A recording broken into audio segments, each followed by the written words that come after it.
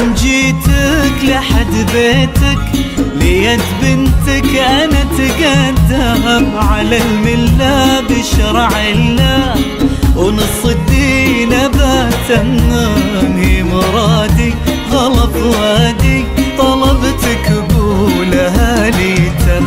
فقير الحال فقير المال، غني المبتغى للهم، أعف النفس وصلي الخمس، وراعي ربي الأعظم.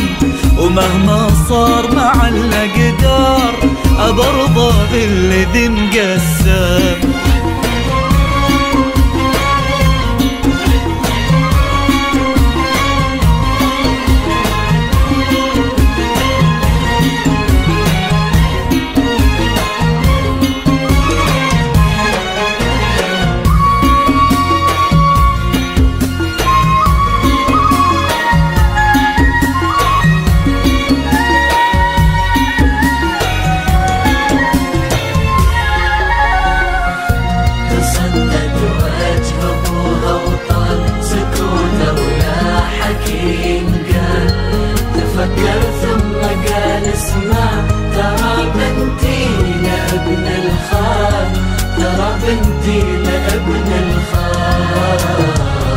يا عم أرجوك لا ترمي الشوق في عيني وقلبي المغرم. بطهر الأرض عرفنا بعض من احنا صغار، لو تعلم لا تحرمنا لا تعدمنا، وربك ما رضى بالظلم.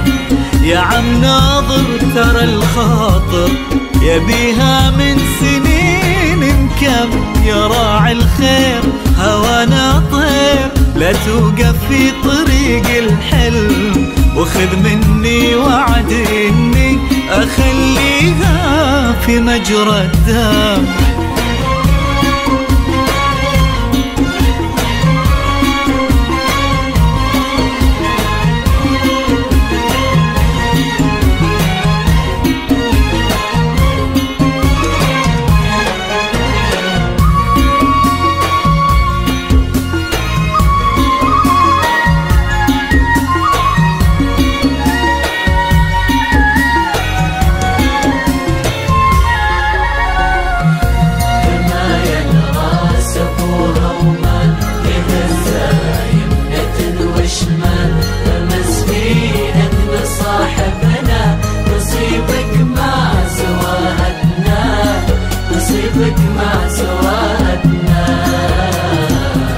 ما هو معقول ولا مقبول أعيش الفكرة دي يا عم، بعد بنتك أنا حلف لك علي تحرم بنات آدم. ولو دنياي حكايتناي بغنيها بجرح وهم، وهذا القلب عمي صعب حلف بعشقها وقسم. بقول لك شي مدامي حي اموت وغيرها يحرم، بكل الياس بقول للناس حياتي خانها درغم.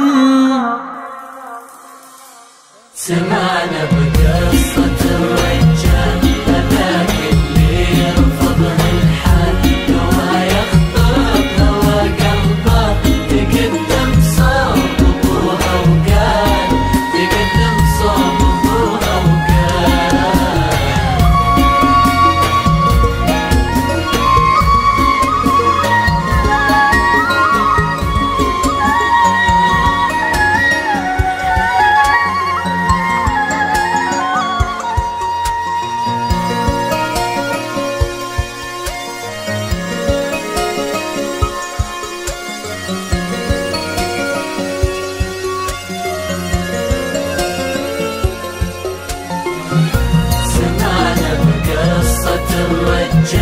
هذاك اللي رفضها الحال، لو يخطب هوى قلبه تقدم صوب ابوها وقال، تقدم صوب ابوها وقال. يا عم جيتك لحد بيتك، ليد بنتك أنا تقدم على الملة بشرع الله، ونص الدين بتمم. هي مرادي غلط وادي طلبتك قولها لي تم. فقير الحال فقير المال غني المبدأ خالي الهم، أعف النفس وصلي الخمس وراعي ربي الأعظم. ومهما صار مع الأقدار أبرضى بالذي مقسم.